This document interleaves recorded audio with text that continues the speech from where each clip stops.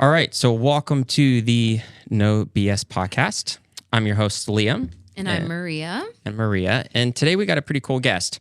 We have Tyler, Tyler has a pretty cool story. I did some history on him yesterday and found he was a movie critic.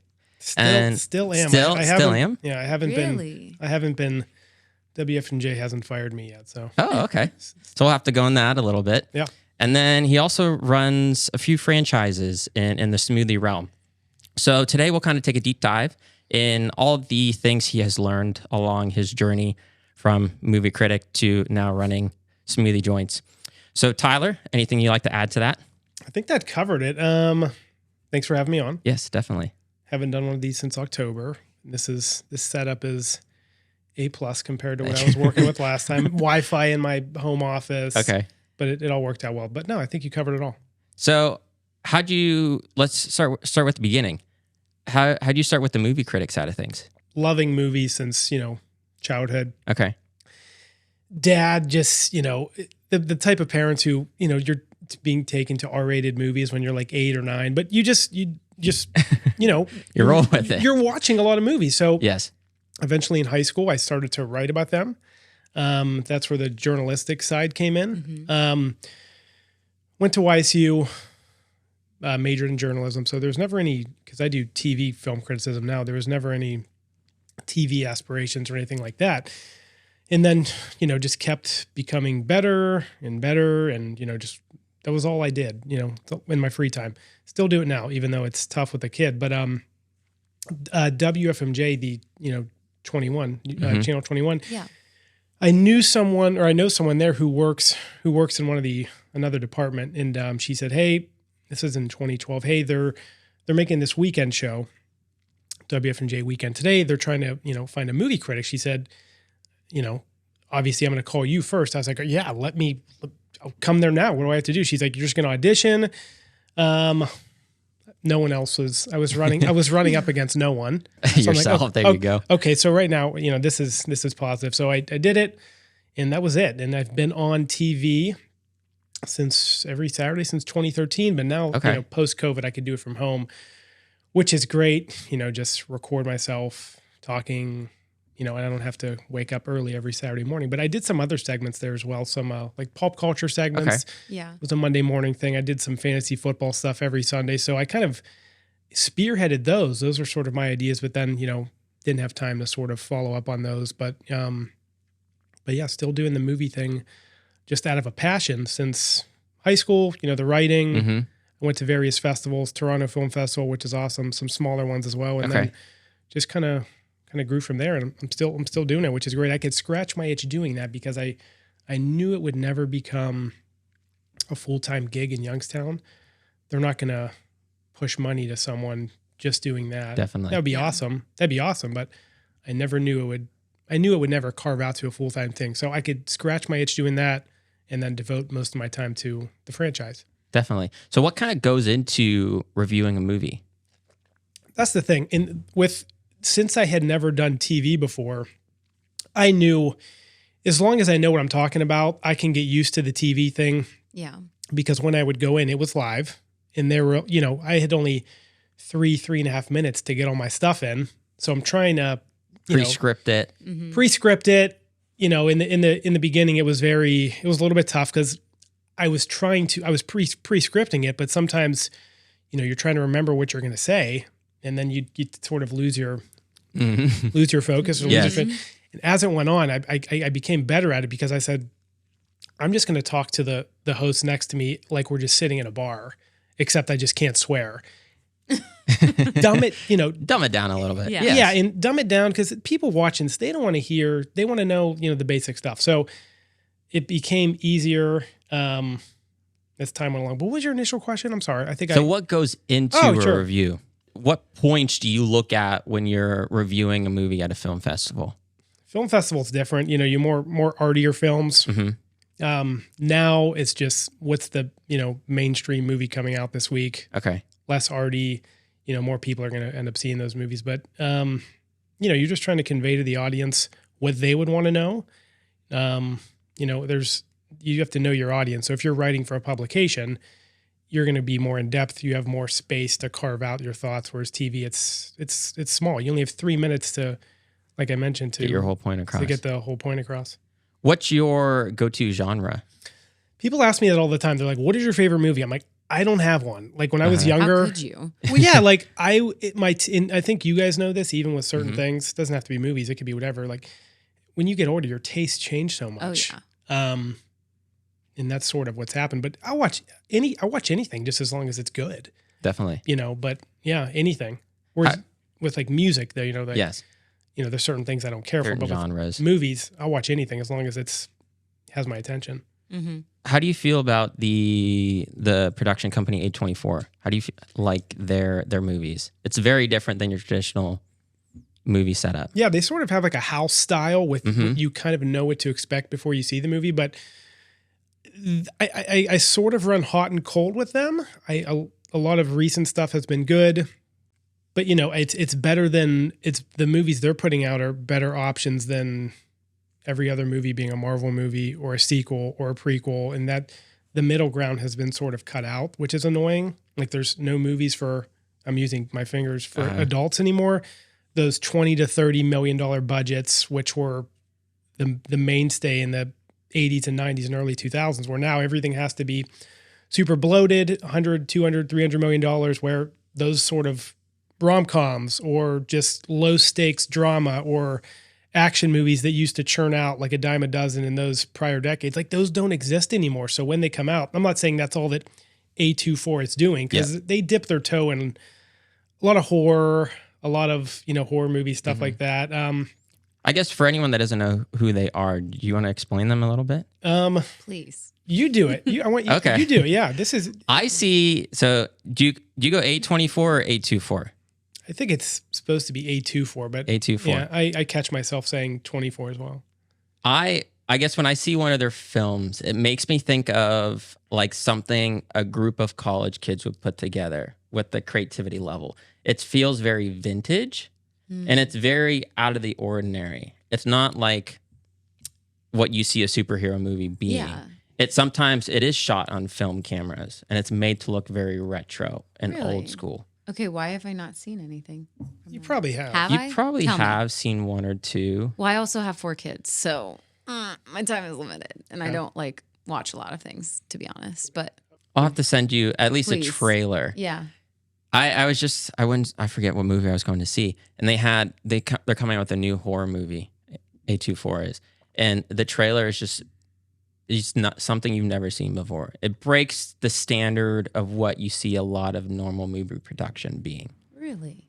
Okay, so they just released this horror film. I don't watch a lot of horror trailer. movies. I am like a scaredy cat. Okay? They came out with the new war movie recently. There's so many now that they've come. I've sort of lost track. Yes. What's the war film? A lot of their stuff. They get a lot of their stuff on Prime or Netflix. Oh, okay, I gotcha. would say like Hulu doesn't have a lot of their stuff. Okay. Maybe some stuff. See, and I just don't have time to watch a lot of things, so I have to be has to be advertised Civil to me War. for me to be like, oh, okay, I want to watch that. Yeah, which I saw. Gee, sorry. You did. Yeah. Whoops. But yeah, Thoughts? so What are your thoughts? I wasn't crazy about it. It's from a director who I don't care for. Alex Garland. A lot of his movies are A24 movies, like Ex Machina with Oscar Isaac, which is about like sort of AI. That came out like 2017. But that was a very interesting movie. Yeah. But no, this one I didn't care for too much. Gotcha. Yeah, basically they break the norm of what a movie you would go see in the theater being. Which the norm needs broken, to be honest. And their budget, I alluded, their budgets like aren't super high. They get a lot of young, talented, actors, which is cool as well. That's pretty neat. Yeah, we were just talking the other night around the campfire with my dad just about like how nobody makes movies like they used to. Yeah. Like I haven't seen a good comedy movie in a long time. No, they don't exist. I know, it drives me nuts, and I love comedy so much. And we were talking about my oldest daughter is 9 now, so she's like kind of old enough to start watching some of those comedy movies, like Adam Sandler movies and Yep. things like that. She's old enough to watch some of those. So I'm super excited to sit down and start watching some of my favorite movies that I got to watch as a teenager and start watching them with her. Do you So- think that those will appeal to her though? Oh, yeah. Okay. Yeah, I do. Okay. So I'm hoping. Like, for example, we watched Mrs. Doubtfire the other night. Something that like I wouldn't let my 5-year-old probably watch, but I let her watch it and we were laughing our butts off. So Yeah, a few years ago, I convinced my mother-in-law that they were coming out with a Mr. Doubtfire. oh, And then, I had this whole thing going for like 4 hours. Yeah. And I was like, it's a joke. Just relax. yeah, that's cool though. Very neat. All right. So segueing from that, how do you get into franchises? How'd that all kind of come about? Yeah, it's got it. It sounds like the story. It sounds like simplistic, but it was simplistic. But it's so basically, besides the journalism background, a lot of my jobs in college, post college, were serving, bartending, and then managing. My family owned the Phoenix in Canfield. Okay. For a few years, but I worked at some restaurants before there, server, bartender. And then I met my girlfriend at the time, my now wife, Frankie. We had just been dating for 6, 7, 8, 9 months, and she's like, hey, we should open up a Pulp, in town. I was like, all right, I've never heard about it, but she had went there a lot. She went to Kent State. Mm-hmm. That's where the first one was. Okay. I think they opened in like 2013. I was like, let's drive out to Cranberry, PA. That was the closest one. I was like, I don't want to back anything that I'm not super passionate about, but she has good judgment. So we drove out, tried a few things, and I said, all right, I had already knew that I love the menu. Franchise wasn't, at the time too expensive to buy into. I knew that Canfield, Youngstown, it would work well here due to, at the time, lack of quick, healthy options, all that stuff. So we opened one. It was October 2017. It was tough as hell getting that first one open. And then, it's, one grows into two, and we opened the second one a month before COVID, which was kind of the worst thing ever. And then now, we're at store number 3, but it's, if you don't have the help and people you trust, and it's not very fun. So that's the hard part. Okay. What was kind of the process of getting into it? I mean, the process was, again, fairly, easy. So what's the history in Pulp? No, just a guy. His name's Tom. He lives in the Hudson area. He came up with the concept in 2013. He opened it on Kent campus, and he had no idea it would blossom into what it's now. I think our Columbiana store was store 60. Oh, wow. And then, other people wanted, it took some time for that Kent one to, get popular. At the time, it was a super small menu. There was no infrastructure or anything like there is now. And people just started, asking him to franchise. And then, that's the only store he owns himself, but he owns the whole entire franchise. But I think our Boardman store was store 20, which was 2017. So mostly Ohio, some PA, some West Virginia now. And now they're going to expand, nationwide. I don't know how fast, but I know, I think I saw on their website like one in South Carolina, maybe. There's one in South Carolina. It's the owner's brother, which is probably the reason for that outlier. Okay. I think in August they're putting one on North Carolina's campus. Oh wow. In the middle of all the students and all that stuff. So that'll be good. But yeah, it never started out as this big thing, and then, like I mentioned, it blossomed into what it is now. Close to being on the cusp of a nationwide franchise. That's pretty cool. Yeah. What kind of logistics go into working in the food industry? I'm sure you learned a lot. Yeah, over these past few years. It's interesting because me and my wife had always talked about like owning a restaurant, but there's just too much babysitting involved, and there's you have to work. And again, I don't want to own a restaurant if I can't cook. Like, at least have some sort of training or background in that, which I don't, Yeah. So, I think a lot of restaurants, you have someone experienced in the kitchen that either has a piece of the business or has someone they, trust that can run the kitchen. But growing up or, working a lot background in restaurants, I think this is kind of like the perfect in between. It's less scaled back. Yeah. Our hours are still, 12-hour operation, but at the end of the day, like there's less moving parts. With restaurants, there's just so much theft with you have to worry about bartenders overpouring, giving out free drinks, whatever. And there's just too many employees to keep track of. Some people are built for that, but this is its own sort of thing, not without its challenges. I'm sure we'll get to that, of course. Yes. But I think this sort of not smaller, but just cafe sort of a structure is more appealing to us and keeps me sane. It seems to be like an appealing trend, though. I'm seeing a lot more places scale back their menus and do more simple options. Yeah. Right? Or even scale back their hours of operation. Exactly. Or days they're open. But I think that's all. It's definitely, because, I worked in the restaurant industry right out of high school and out of college for a little bit. So, and I became very, very good friends with the owner of an Asian restaurant in downtown Canton. And I watched him work his life away. Yeah. Like for real. Constant. And so like when I started working there, it was pretty quickly after they opened, and it didn't take long for him and the rest of his family, because it was family who all helped run the place, very quickly they were like, okay, Monday has to go. We need Sunday and Monday, which rightfully so, because everybody's human. Yeah. And you even see people now, maybe it's a mix of bigger establishments mixed in with mom and pop joints, but they're just selling. They're selling it to someone else, or they're just getting out of the game entirely, which is unfortunate.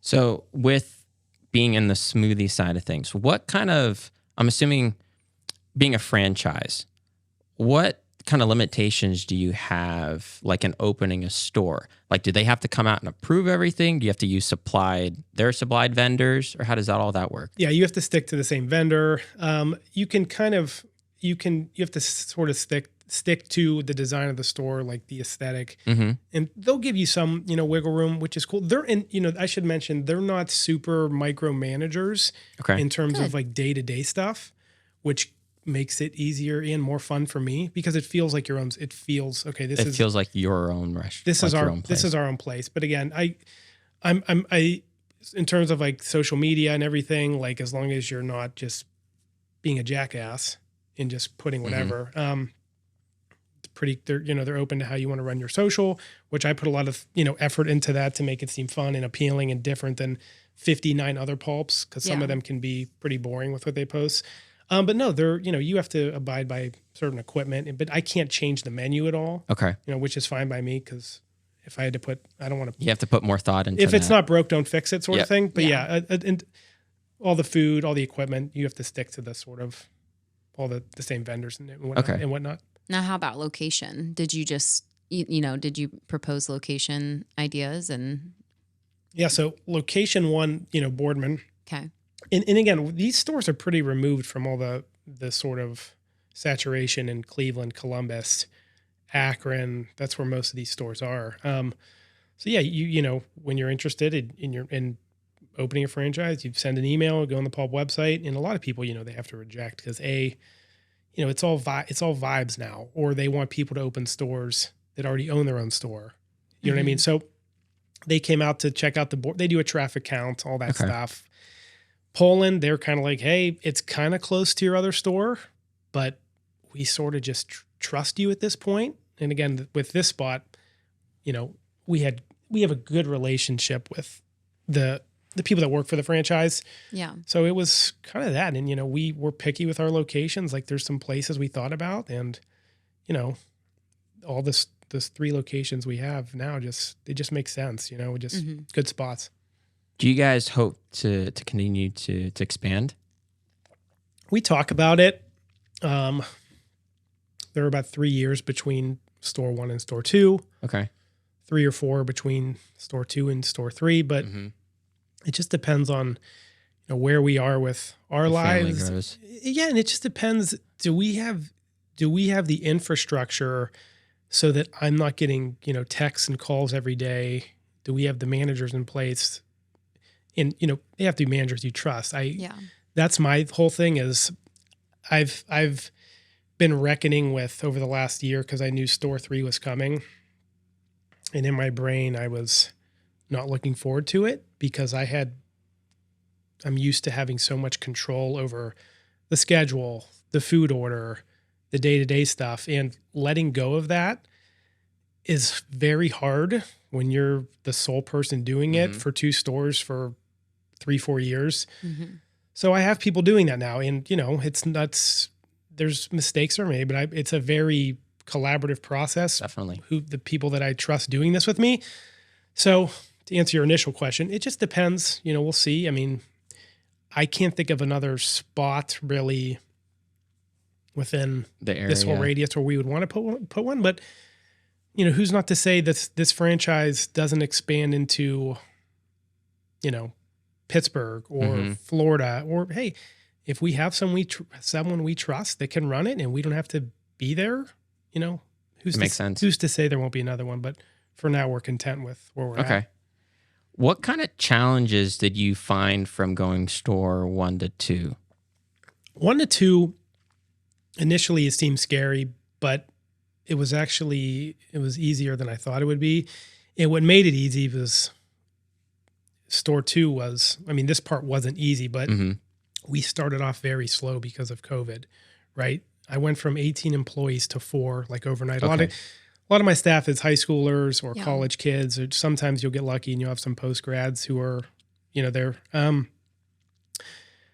But it was slow, so there wasn't as many moving parts. But store 2, I spent all my time there, and I was never at store 1, and it wasn't that bad. But when you start losing people that you trust and who have been there for a while, that's when it gets hard, especially when you lose a few of them at a time. It sucks. That's the hardest part about this whole thing. Losing those people, doing your best to keep them, but at a certain point, they can't work here forever. So in the training new people as well, because there's no stations. Okay. Like with a lot of food service jobs, there's stations, right? Chipotle, Starbucks, Wendy's, whatever. Here, it's a little bit hard for new employees to grasp. Like if you can't multitask, like the job sometimes isn't for you. And I tell people that if I have to let them go, like, hey, like this just isn't for you. And this is not the end of the world. Like you're going to find somewhere where you're more comfortable, but some people can't get used to that fast-paced structure, especially in our busier months. So that's the hardest part, is training someone. I could train them how to multitask, but some people just don't have to have that in them. It has to fit them. So that's hard. Because it really is, when you hire somebody, your employees are a one fits all, right? They're taking orders, they're preparing what you order, and all of the things in between. So you have to know how to do everything. Everything. Yeah.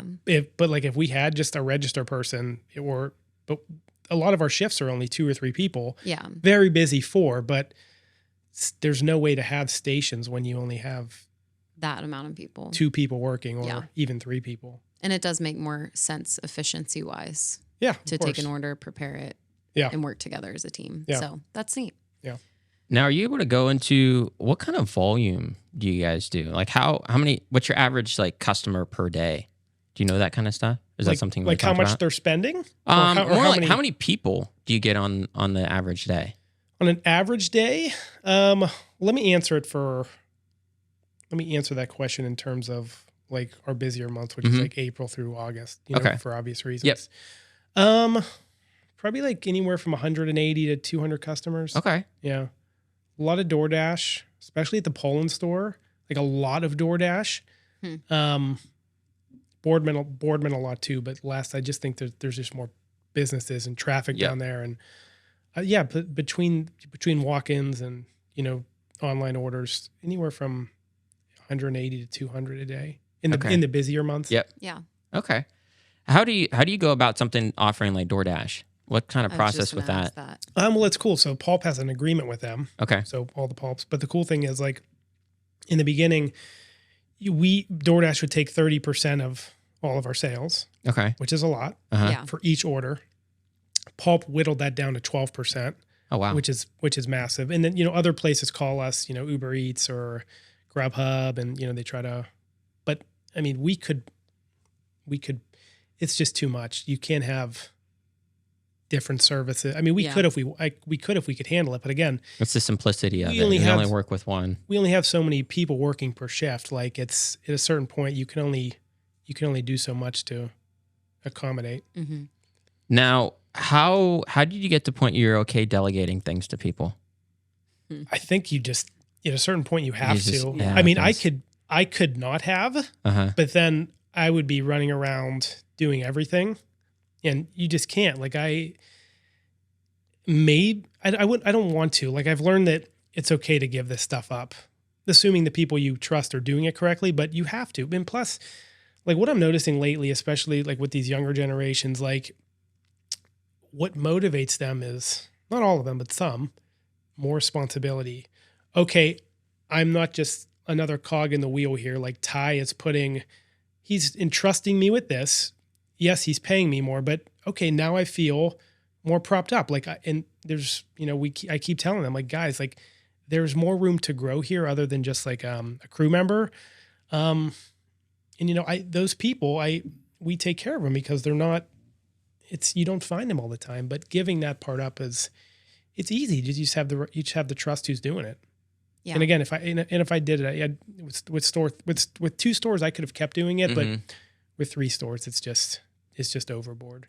Micromanagement is probably one of my favorite topics to talk about with people because everybody has a different solution for it and just have to give it up. But when you don't have the right person in place, Yeah. what steps do you take to stop yourself from micromanaging? Or is it that one of those situations where you just have to micromanage and you have to sort it out? I guess I've been lucky to have the right people doing these things. Well, good. If I didn't, and I could not do them, was that the equation? Yeah.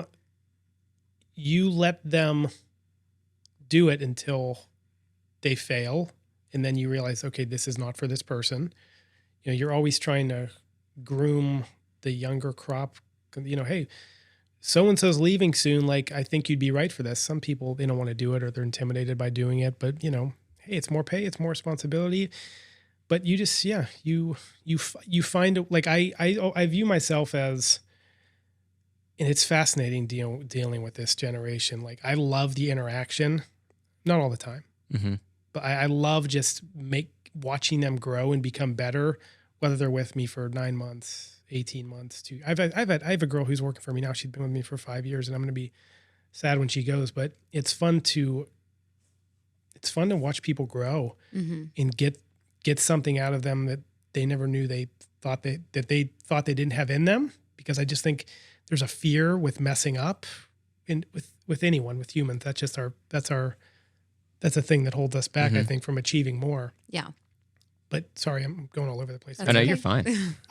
My favorite thing about this is watching these young kids grow. And if I could, the maybe 5 or 6 close, like, some of them I just consider friends at this point. Like, that's what makes it all worth it for me in the end. Yeah.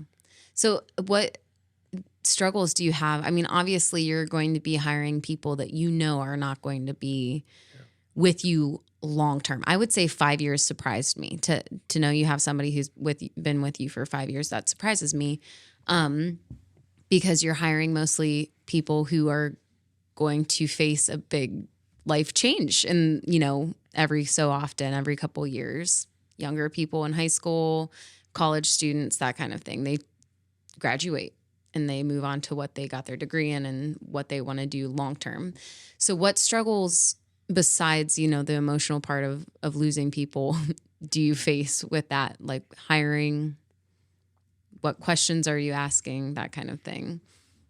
Like, my whole interview process, like, I have 2 interviews today, like later today.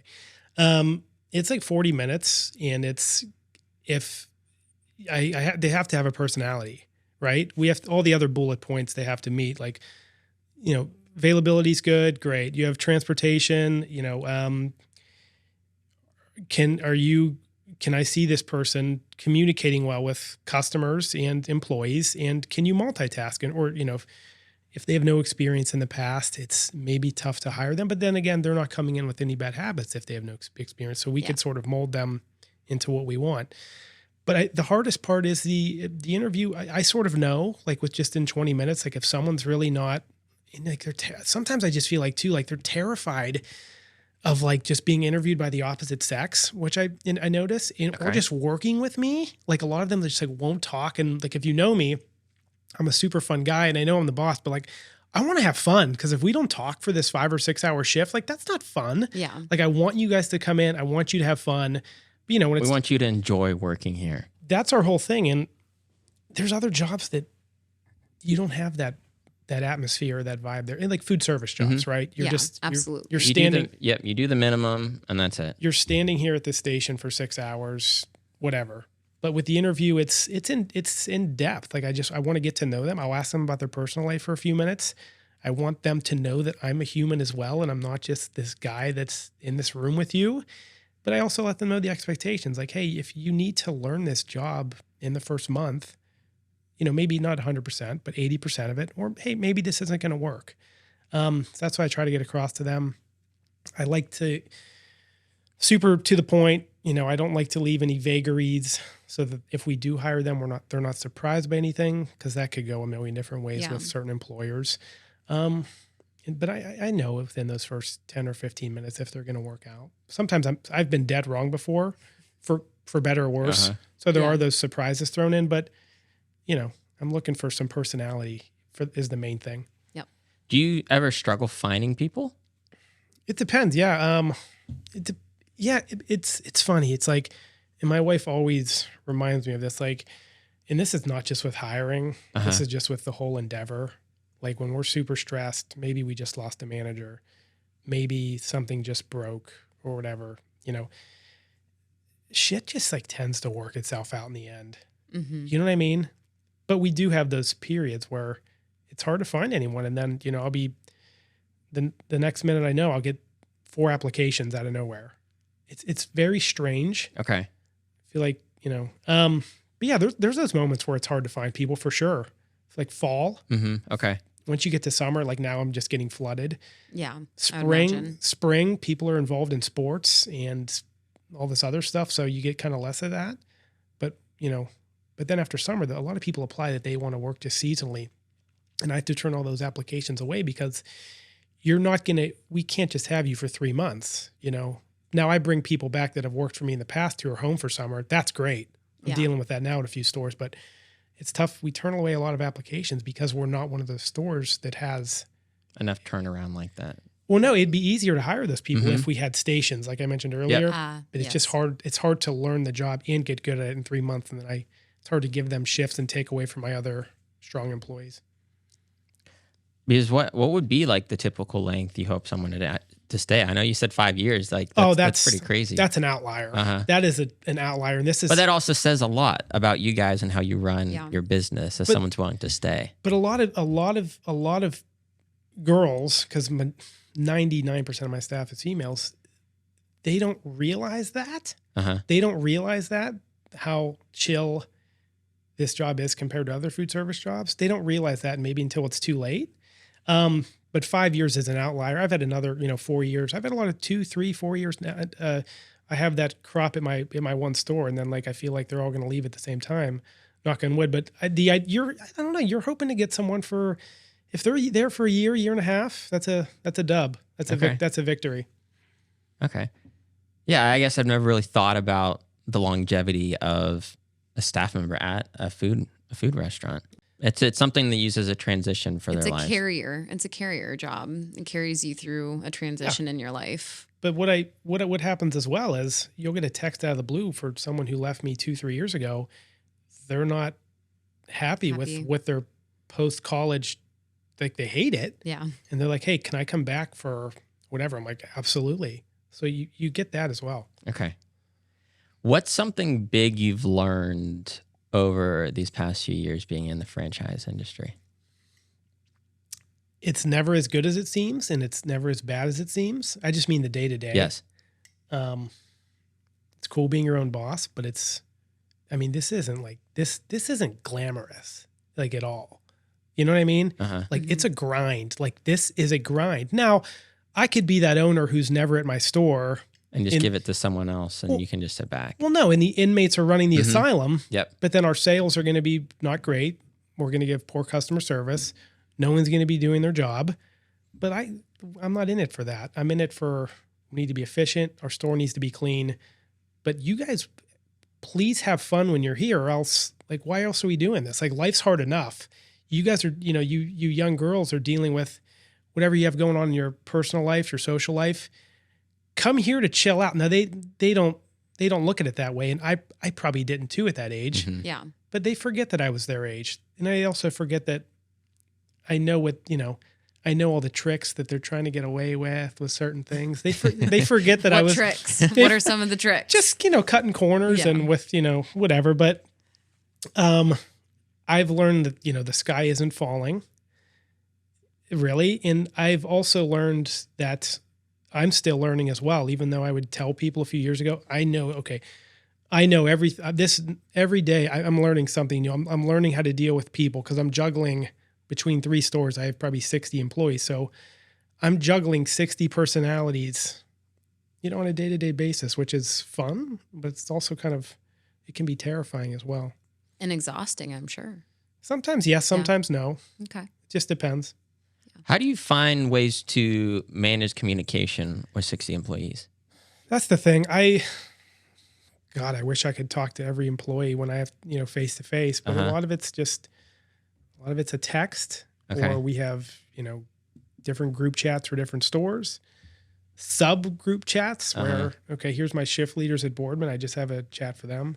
Same thing at Poland, manager group chat. So it's just not trying to send a million texts a day, trusting that they can figure it out without me being there. And, if I'm not there, they know I'm just a call away if they need me. And they, sometimes I think they're afraid to bother me, but I mean, you're also you're here to help. It's what I'm here for,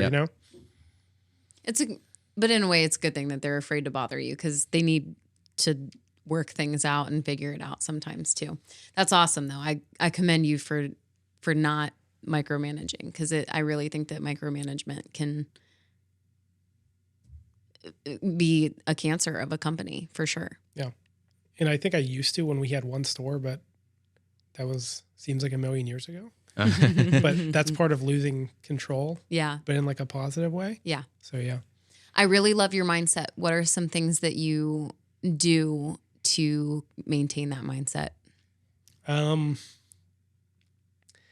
As he smiles. No, I just think as I get older and as I think I'm getting more wiser, you hope, but there's some days where I feel like I know less about the world than I did the day before, or I know less about life, but I don't know. This sounds so cliche, but like just every day is, I don't know, like in a post-COVID world where people are dying at a more rapid rate. And I hate to compare this to like work, but I just try to be positive and healthy. And there's a lot of negativity all day, but it's coming from a place of what can we be doing better? Yeah. Or why isn't this working? Or what can we do to solve this? I don't know. I just, remind myself every day that just get through the day. Like I've never thought that would be my mindset. Let's just get through the day. And that kind of sounds maybe more dire than it is. That kind of sounds like more horrifying, like what a restaurant would be. Let's just get through the day. But no, just trusting the people you have to do their job and, take it a day at a time. Yeah. Instead of freaking out about the future and dwelling on the past. No, I totally get that. What's something you've learned from this new generation of kids you're hiring? They're terrified to communicate. Oh, communication is such a barrier for young people. It's horrifying. It really is. Yeah. Why? Why do you think so? I want to know why you think that it's such an issue. I don't know. I mean, I just feel old saying this, but like, I think they're just on their phones all day. Yep. And Agreed. they don't know. They just feel awkward communicating not only with me, but with a customer, or taking the extra the extra 2 seconds to just start I tell them, like, ask the customer, like, how their day's going, like, real quick, like that. It's the little things. Yeah. They might leave you a tip because you asked that. Maybe they would not have if you didn't ask them that, but it's not just all, centered around, tips and money and everything, but ask them, like, why not? Why not get to know them for that brief transaction, that brief period they're here. And that makes a pleasant experience for the customer as well. But I don't know. It's this younger generation. It's alarming. I don't know. I try to engage them. Yeah. But sometimes they're not giving much back to me, and there's only so much you can do. So far I can go. Besides, because small talk is the worst. Uh-huh. Yeah. So, but then some of them will ask me, they'll ask me about myself, and I don't want to talk about me all day, but I was like, when But it's still interaction. when someone asks me about myself, I'm like, oh, that's how bad it's become. Like, this is different. Someone's asking me about my life. Like, It's terrifying. That's why and you said that you have a son and I have 4 kids, and I'm like making huge conscious effort as a parent to not raise my kids to not be able to communicate with people. Like, I tell my daughter all the time, specifically my 9-year-old, because she's in grade school, so she's kind of my outlier. But I tell her all the time, I'm like, I don't really care about grades, if I'm being honest. Like, I don't really care about your grades in school. What I care about is when your teacher tells me that you're nice to people, that you're kind, and that you interact throughout the day. Like, I really care about those kind of things. And so when I get that feedback from teachers, I'm really happy to hear that, because I just feel like kids are like really taken back by technology right now. And it's terrifying. Yeah. And with a job that they need to communicate, but not only with the customer, but it's more obviously that has to be there, but that's a brief part of the whole the job.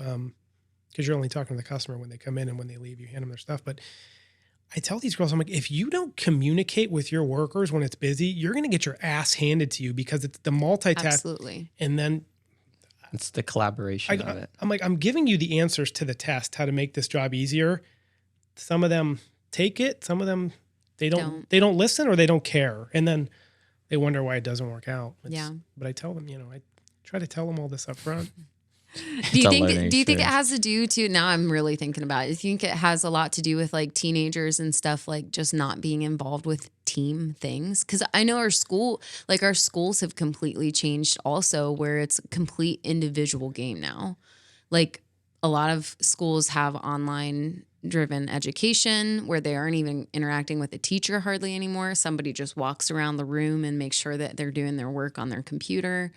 And I know college is a lot like that now. So there's like such little human interaction. I think it contributes, but like, I feel like most of we have a lot of student athletes, so like they're a part of a team. So you think they'd have those attributes coming in, but sometimes even for them it's hard. Maybe it's just the work setting is just, too much for them sometimes. Yeah. Or it's, different from your friends who you're on a sports team with and all that stuff. So the scheduling, going back, you said that's a difficulty of what you get to do. It can be. You need to make sure the right people are working together.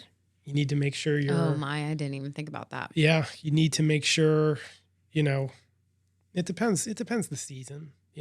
Sometimes you're handcuffed with fall and winter school. Sometimes people have another job. Spring and summer, it's a little bit easier, but then you have some of these kids, they're going on like 3 vacations a summer. I'm like, I want your life. I don't get to go on sometimes 1 vacation a year. So you need to make sure just the people are working together, it's a good fit.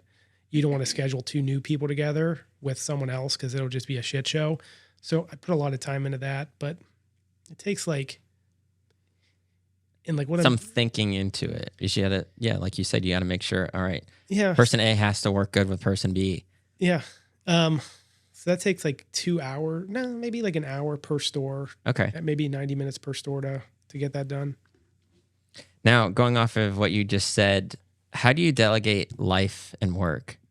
How do you find that balance? Have you found it yet? There's no balance to that. Uh-huh. No, we have a 2-year-old who doesn't talk because he 2.5-year-old, he just screams all day. So I understand. Like just endlessly. And, he's in speech therapy now, which is working a little bit, but I think he's just frustrated that he can't talk. Yeah. But it's just piercing screams all day, every day. So like when I go home, like we're chasing him around for 4 hours. We're finding, all right, what are we doing for dinner? Uh-huh. All right, he needs to go to bed at 7:38. All right. My wife's going to watch whatever show she's going to watch downstairs. I'm going to go upstairs, or we're going to hang together, have a glass of wine, talk about what happened that day. And what I'm finding is there's you lose some of that intimacy with your partner. Oh yeah. Because all your conversations are work related. And so you kind of, when you can get back to like the stuff that maybe you talked about before all this chaos and madness, when those conversations can seep back into your relationship, Mm-hmm. it feels good, and it's very strange because you appreciate it a little bit more. They have like been lost over the years, Yeah. but there's no balance really, Is she's also very involved in this? So she works full time at Allstate. Okay. She works from home, but she'll if she will help out, when she's needed, and she takes care of all the behind the scenes stuff when we're opening these stores, dealing with the banks, dealing with the construction, all that stuff. So she does a ton, but yeah, the balance it's hard to come by. It is. A lot of people ask me like what my daily routine is, and I'm like, I don't know. It changes every day. Yeah. It really does, because you have to flow with whatever your kids give you, you know? Yeah. You never know. What's been your favorite part in this whole journey? Just watching people grow, and loving the product that we're selling, how happy the customers are, even if it's that brief, and finding out about them, even if it's just, you have your regulars, chatting, BSing with them for 2 or 3 minutes when they come in. I think it's just the growth though with the team, the whole team aspect. Like I feel like I'd be like a great like sports coach.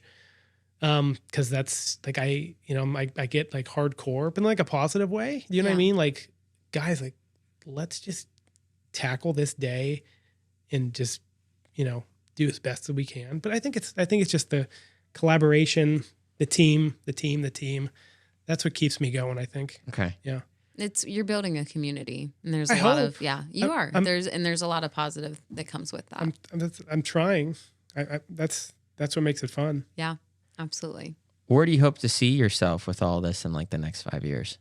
I don't know. I guess it depends, if we open other stores or, again, what the infrastructure is like, if we have the right people, or, maybe we have a district manager that can run 2 stores.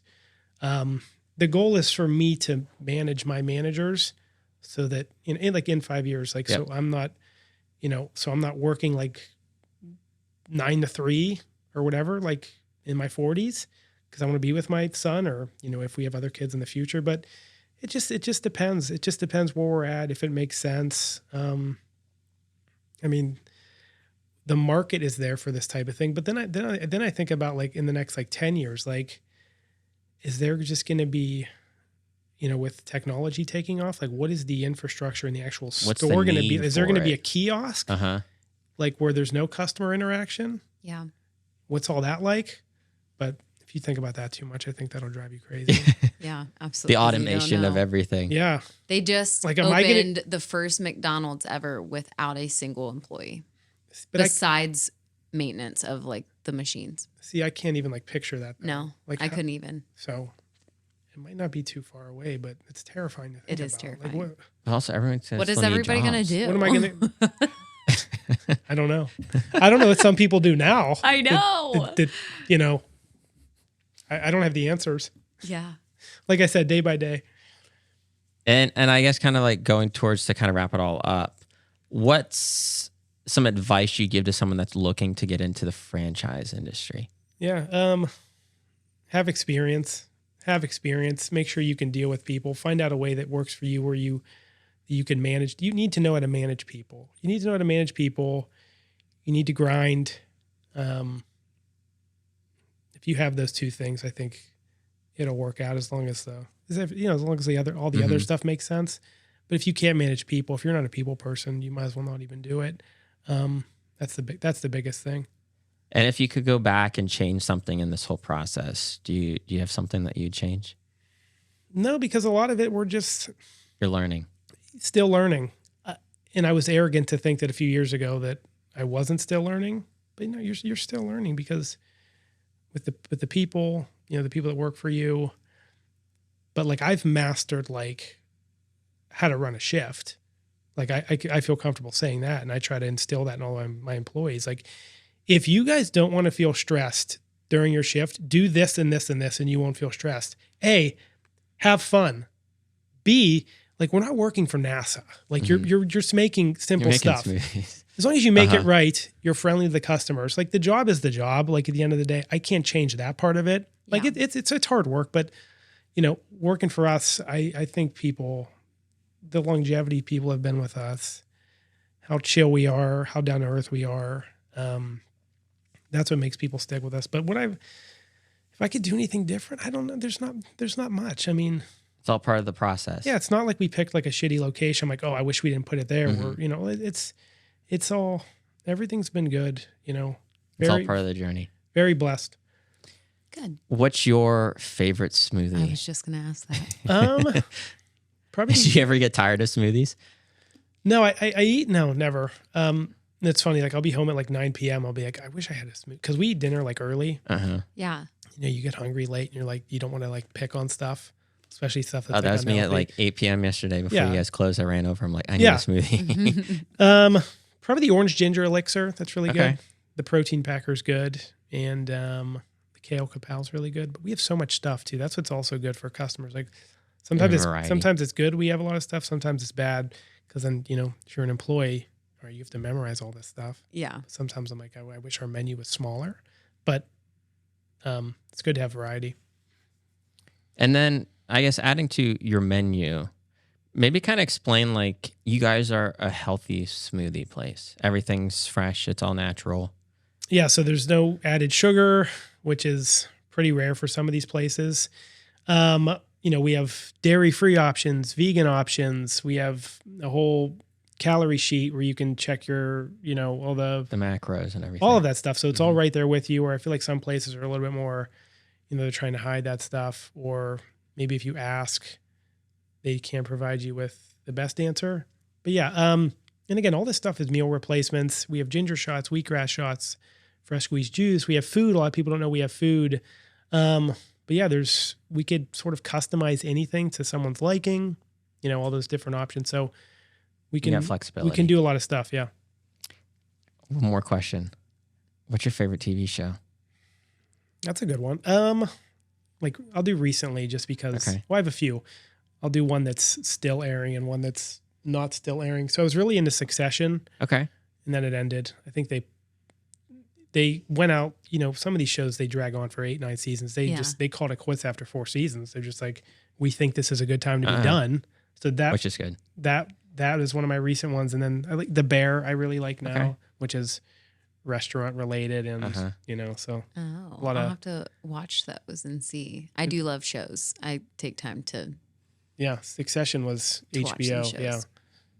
I loved Yellowstone and I don't even know what's going on with that. See, I never got into it. My whole family watches it, and then when a show gets so far in, like I don't have time to catch up. It's a lot. Yeah. And there's a lot of pieces and parts to that show. Yeah. So. Do you find you ever have to learn anything for what you do? Like, do you ever like set time aside to like, all right, I want to like dive into this and learn more about it? I think hands-on, but I think having like a smaller operation makes it easier. Okay. Because the stuff that's going to be the cards that are going to be dealt your way every day. You know what I mean? In terms of with anything, like that's the stuff that I've mastered. Does that answer your question? Yeah, I don't know exactly what I was kind of getting Well, for out of it. us, like there's always, I feel like For us, there's always something new we can learn. technology. There's always something new in technology. There's something new that we can learn. I think the thing that would just be, okay, how can I manage this person different? Yeah. That I can get more out of them. Sometimes there's So personalities, dealing with different personalities. Yeah, sometimes there's a way, sometimes they're not open to it, but it's hard not having that because I'm away from my other 2 stores now. Like a lot of my attention's here. Yeah. But I have a manager in place here. So I want to be able to float. That's the goal. And I knew it would take some time. Columbia, this new place has been open less than a month. So we're still establishing the culture, and we're still trying to find out if some of these employees can do the job. Work. So Yeah. it's hard. There's some, but yeah, I just think managing people. It's just the daily thing. What attracted you to Pulp? Yeah, I think just the healthy product. Okay, gotcha. The fact that we're not pumping sugar into all of this stuff. Mm-hmm. The sugar's coming from, it's real sugar from the fruit and the juice and all that other good stuff. But just knowing that, like I mentioned earlier when you asked about why, like how we got into this, like I love the product and I love the menu, even though I came up with none of it. Mm-hmm. I'm glad I didn't, because I probably couldn't have done better than they did now. I think, the menu just kicks ass, and there's so much variety and stuff we can modify to accommodate to people. It's just, they did a great job, and they're still sort of adding and stuff like every month, but they don't reinvent the wheel too much. Okay. Awesome. Anything else you'd like to add? No, I just thank you for having me on. I was Yes. Yeah, thank you for coming and chatting with us. I think we need to go get a smoothie now. Yeah, let's do it. I know, definitely. Awesome. Well, thank you for listening to the No BS podcast. We'll make sure to put Tyler's information in the description, his locations. Go try the smoothie. It's definitely worth it. Thank you.